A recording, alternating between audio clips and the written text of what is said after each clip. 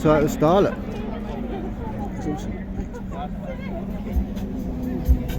Hey, that is absolutely beautiful.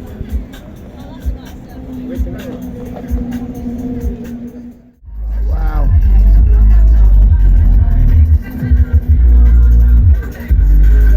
Everyone's interested in what you've done here.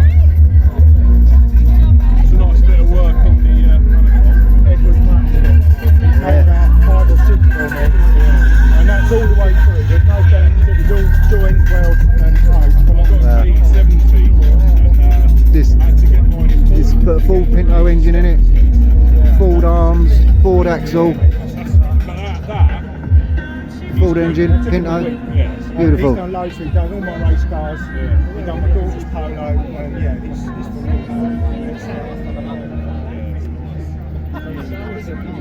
Oh, I love this car.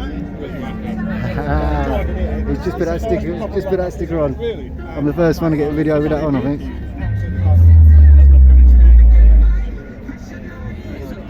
Ah, what a car, love it. Send it.